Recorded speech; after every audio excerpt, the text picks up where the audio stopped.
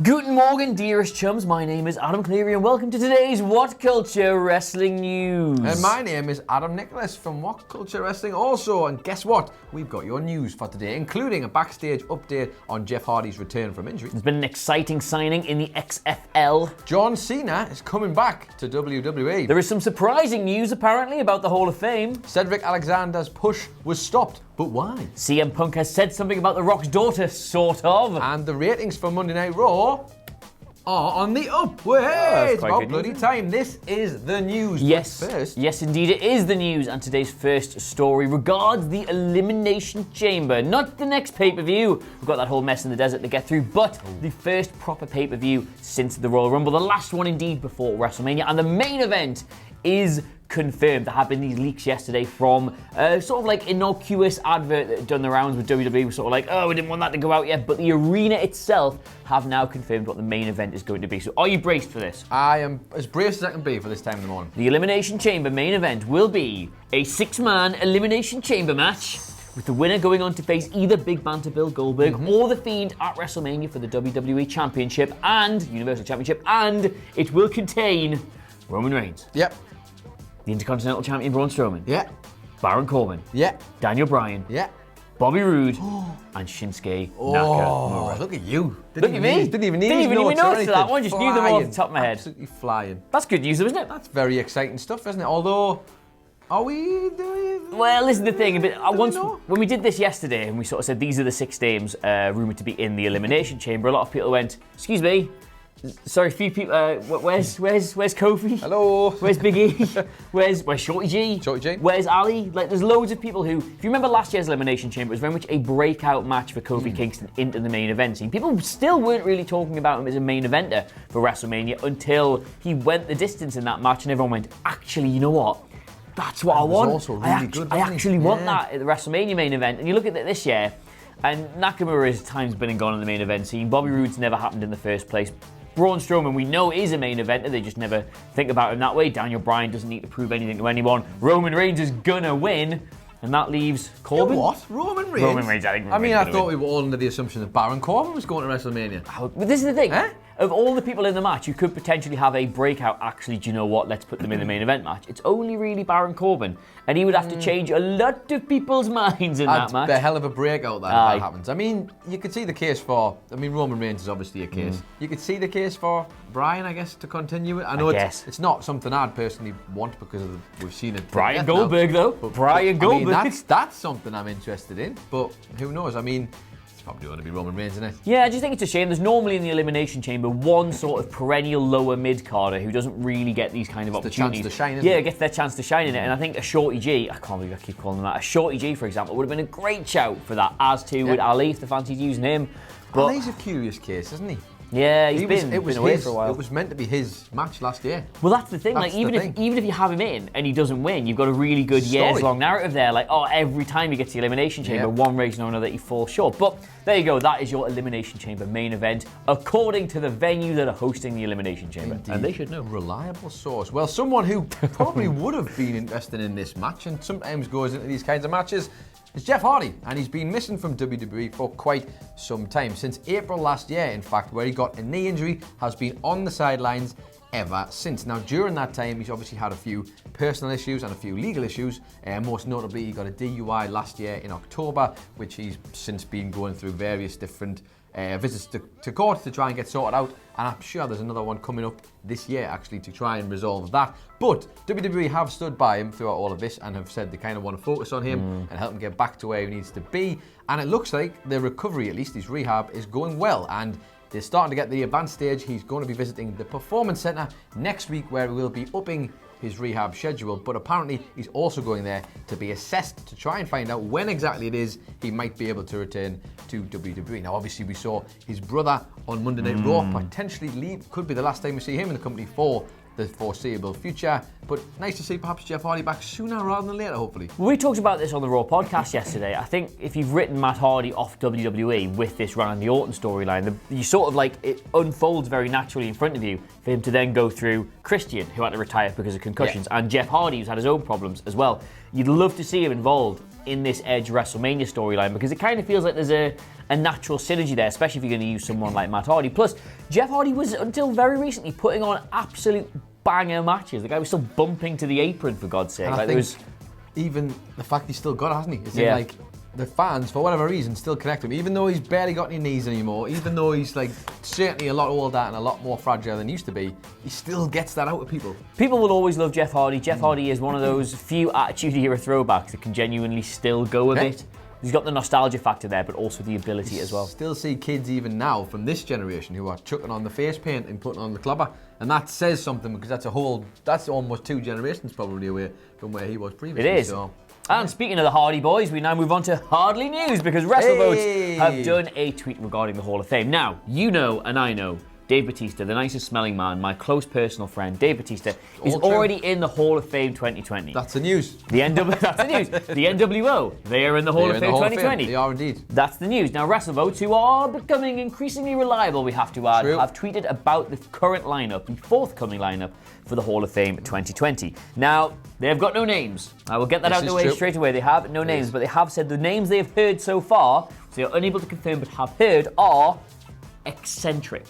Interesting. Which, I mean, given that we've already got the... WWE like to follow a fairly strict pattern with this kind of thing. They like the big, marquee, individual main event headliner. That is Batista. They like the big group inclusion sort of to go alongside with that. That's this year's NWO. They like a nice, safe, this person is dead and can't ruin his legacy anymore inclusion. They like that. They like somebody from way, way, way back when to make it look like the Hall of Fame's been a thing for about 80 odd years. For a long, long time. But they do also like throwing really random ones in there as well. And if that's anything to go off, then the eccentric ones this year should be a lot of fun. My predictions, currently, Dan Durkin. From the 70s. You said Sue Chef. Susan Chef. She was an excellent wrestler back in the day. Any other picks? Fall into it. Ooh, it's a tough one. It's a hard one to call. The Clickety Clacker? Clickety Clacker's good. I mean, Gobbledygooker might be even better. Gobbledygooker would be a big shout. They might go in as a tag team, actually, the Clickety Clacker and the Gobbledygooker. They tag? They did. They didn't really win names like that. Yeah. Did they actually tag? Yeah, I have no idea. I think they did, actually. Yeah, that'd be good. Any shouts you've got for the Eccentric Hall of Fame inclusions, let us know in the comments below. I'm gonna nail my colours to the mast and say Dan Durkin. I think this year my mum could be going in, so who knows? We shall find out. But one person who is bound to end up in the WWE Hall of Fame eventually is John Cena, obviously stalwart of the company. Big match, John. Your favourite, my favourite, the whole office's favourite, the lightning fist aficionado, John Cena. Well, guess what? If you've missed him, don't worry, because he's coming back, because you smell that, Adam Cleary? That is WrestleMania season in the air, and the road to WrestleMania. That's what it is. I thought it smelled familiar. The road to WrestleMania has begun, and what would WrestleMania be without John Cena? So he will be returning to SmackDown on February the 28th edition of the show. Notably, it's in Boston, which is, of course, not too far away from West Newbury, Massachusetts, the home of John Cena. That's where he's from. Of course. Now, obviously, as my notes are telling me here, John Cena hasn't actually had a match, like a proper pay-per-view match in any of 2019. Didn't have a single pay-per-view match in 2019. Did that make it the first year that it happened in? Since 2002. Wow! And last year, altogether, he had 8 matches. That's it, 8 matches in 2019. Out of 365 days of his year. Can you believe that? Only had 8 matches. Out of the 365 matches El Ligero would have had, John Cena had 8. He had more than 365, undoubtedly. But this is exciting stuff, because a lot of speculation is now, who might John Cena be getting on the road to WrestleMania? Because there's a few names who are floating around, and he didn't actually, he appeared at last year's, didn't he? The Doctor of Thugonomics. That was awesome. Which was sensational, to be fair. But no match. Adam Cleary, what do you make of this? Because big match, John, does it feel like we're kind of doing okay without John? Well, you asked what would WrestleMania be without John Cena, and my answer to that is shorter. which is a good thing. Yeah, I don't really know if WrestleMania needs John Cena anymore. The thing is, there's been so many pillars of WrestleMania that they've built it around for so long. Triple H has a match and it's really long. John Cena has a match and it's really long. The Undertaker has a match and it's way, way, way too long. And yeah, Triple H Batista was high banter. He did the whole nose spot, but John Cena didn't get the match. Undertaker didn't get the match, and these previous pillars of the pay-per-view don't really feel like they're needed anymore. Like, don't get me wrong, I'm sure WWE look at the numbers and go, we have failed to create stars in this mold, and these people won't draw. But it's WrestleMania. People will go to WrestleMania to spite it, if nothing else. So I don't think you need a big John Cena match. Caveat: I would like to see a big John Cena match. Yes. That doesn't necessarily mean it's necessary. Against anyone in particular? I would like to see John Cena, and I mean this earnestly, work Shorty G and put him over. Yeah? I'd like to see him lose to him. Wow, well, John Cena doesn't lose ever, really. No. If he does lose, he always wins some way or another. Anyway, either way, he's coming back. SmackDown, February 28th. Put it in your diary. It's going to be a lovely time. What about that lad Nikki Bella's just got engaged to? Now that, I'd watch that. I'd be here for, very much so. John Cena's Cena big... made as a dancer is what would happen there. Loser keeps Nikki, let's call it that. Anyway, the man who invented that match type with regards to Lana, CM Punk, he has been on WWE Backstage talking about Simone Johnson, who you may recall, Rock's daughter, signed for the Performance Center just yesterday. And obviously they asked Punk, what can she learn from you? And CM Punk was like, do you know what? Nothing. She can't learn nothing from me, but they were guested on the show by none other than Charlotte Flair, Chop, Who's her dad? Huh? Who's her dad? Who's her dad? Who's her dad? Who's her dad? I don't know, come up from Ric Flair. Yeah, he said that obviously with Charlotte being a big second generation star, Simone Johnson can learn a lot from her. And obviously, as we know, Simone Johnson will not be a second generation star. She'll be a fourth generation star, but certainly, I don't want to say working in the shadow of your father, but certainly wearing the legacy of somebody as institutional and as important as that around your neck must be quite heavy. So Charlotte had the following to say. It's not easy. That's it. There you go. No, it's not easy. A lot of people are going to think it's easy, and in some ways it is easier, like you grew up around the business, people know your dad, they know your family, but that comes a lot of criticism. And do I trust him? Do I trust her? Favoritism? Not favoritism? Is my dad coming to the how? She's lost herself in that one. It's a lot, and you have to block out the noise and stay true to you, and you have to work twice as hard, and you can never take anything for granted. She also went on to say that the best person to be giving her advice during her training is not The Rock. Yes. It's the coaches at the Performance Center because, well, Daddy's going to be kind. He's going to be like, well done, baby girl, you're trying your best. Whereas a coach might be like, that sucked. Interesting to note here, because if you go back to when Charlotte was first starting out, for starters, she was just Charlotte. She was determined to get beyond without any help from the Ric Flair name. And she also had, she had brown hair. She dyed her hair brown. It was all, she was going as far away from possible.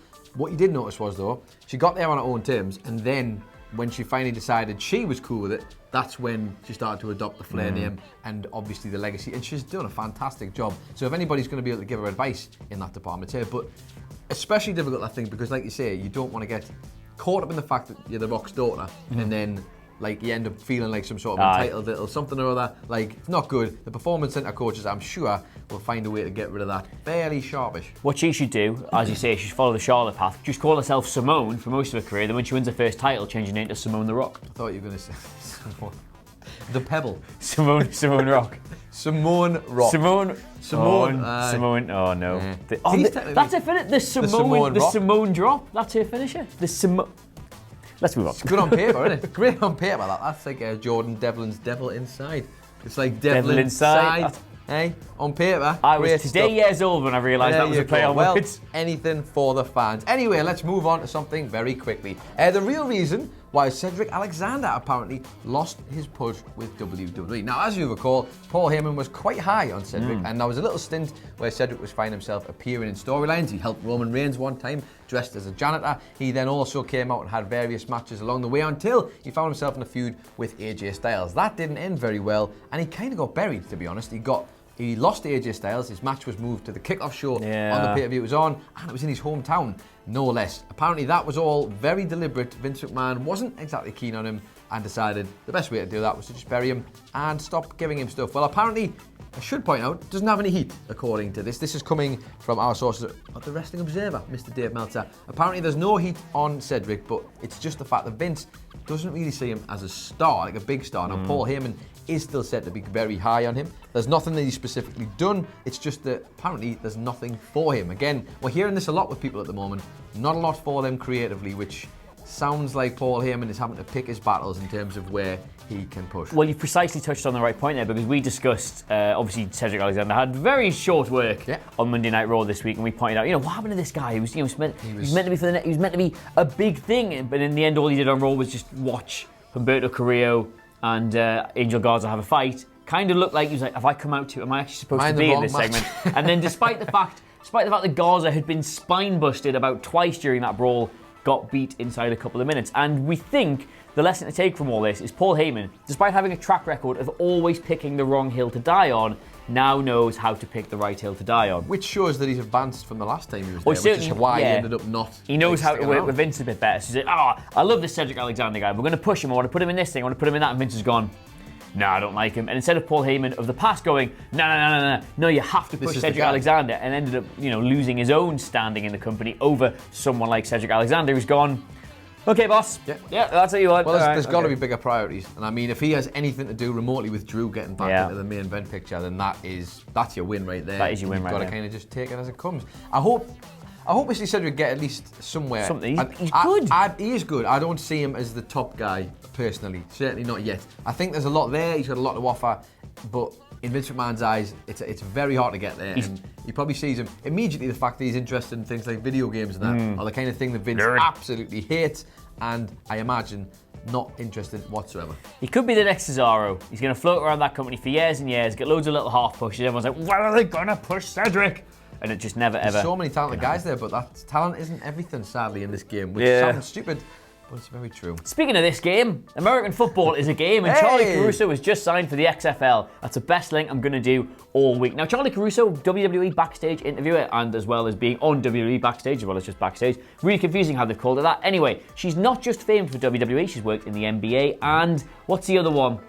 ESPN. That's not a sport, that's a channel. She's worked for ESPN and the NBA. She's now signed to the XFL. She's been taking red-eye flights in order to make it from the matches on the Saturdays and Sundays back to Raw on the Monday. And she posted on her own Instagram, about to shoot the first episode of the XFL Showcase, your social media source for all that's good in the @XFL. That's small tidbit of news, but good for Charly Caruso, expanding that portfolio. It has been an absolute delight to watch Charly Caruso's career progress from like ESPN. She's so between herself, between Renee Young and Kayla Braxton, seeing them three, how much they've managed to put in and get out of this. Like Kayla Braxton's now doing the bump. Yep. She's now getting all these gigs with like XFL. Renee Young obviously doing WWE Backstage. These people are good at what they do, and if you just let them do it, who knew? They'd be really good at it. It's almost like you should just let them do the things they're good at instead of trying to put them in places that they're not supposed to be. Congratulations, Charly Caruso. Excellent. That is very earnest stuff from you. I'm happy for her. Me too. I'm really happy for her. As a fellow broadcaster, I am enjoying her success. Hey, we're on my way, mate. We'll be there in the XFL. Loving it. Hey, talking about soccer. I'm not kidding, I would. Anyway, the ratings for that have been quite good. They've actually been bigger than Monday Night Raw's and SmackDown's ratings. That's I should point out on WWE. That is rather funny. But let's talk about the ratings for a second. Let's talk about Monday Night Raws, because 9 times out of 10 we will come on here and say, guess what? You remember Rock Bottom? God, the ratings suck. Remember Rock Bottom? Well, that's not even Rock Bottom. There's another one. Well, this week the ratings are up. The ratings for Monday Night Raw are up. It's about goddamn time. And guess what? You know Drew McIntyre? Eh? Drew McIntyre, the guy. Yeah. He's obviously, you could maybe call him Draw McIntyre, couldn't you? Because it seems like the impact has been massive. This week's episode. We should just stop there. I know. We should just stop it. Just go home now, call it a day. This week's episode drew an average of 2.337 million viewers, which was up from last week's 2.168 million it's a 10% bump, nearly. It's a little scoot, but I'll give you the quick breakdowns of the hour by hours as well. First hour drew 2.396 million, up from last week's 2.318 million. That's a big jump. That's another big jump. The second hour drew 2.411 million, which was up again from last week's 2.164 million. And finally, hour number three drew 2.204 million viewers, which was up from last week's 2.022 million viewers. Obviously, all averages, but that's good across the board. A 10% bump in the final hour of Raw when the show normally drops off a cliff. That's excellent. And also the fact that if this was one of the other shows like we've all been championing, like NXT or AEW, we'd be really excited about this, because this is improvement, which is very rare to see on Raw these days. Hey, I tell you what, Michael Hamford's big prediction of a Wednesday night or outdoor Monday night's looking a bit. If these trends continue, keep going. Hey, You Good that. It's so good. It's good that, thank you. Sometimes you really peak. Also, somebody the other day was like, you guys love it when the ratings go down. Like, yes, we absolutely love it when the target audience for our videos is reduced because of less interest in wrestling. This is only good for everyone. That's an extra 10% of people we can appeal to with the content. And hopefully, we've appealed to you with the content despite not doing any Twitter questions today. We might do some later in the afternoon if we are back, but if not, I'm sure they will return tomorrow when Andy Murray does as well. But in the meantime, let us know what you made of all these stories in the comments below. Of course, don't forget to like, share, and subscribe. Where can they get you on Twitter, old pal? Get me on Twitter at It's Adam Nicholas. Where can they get you on Twitter? At Adam Cleary, CLERY. The entire WhatCulture Wrestling familia available to you at WhatCulture WWE. But in the meantime, as I say, I've been Adam Cleary. This has been Adam Nicholas. This was the news, honest, and we will see you soon. Goodbye. Goodbye.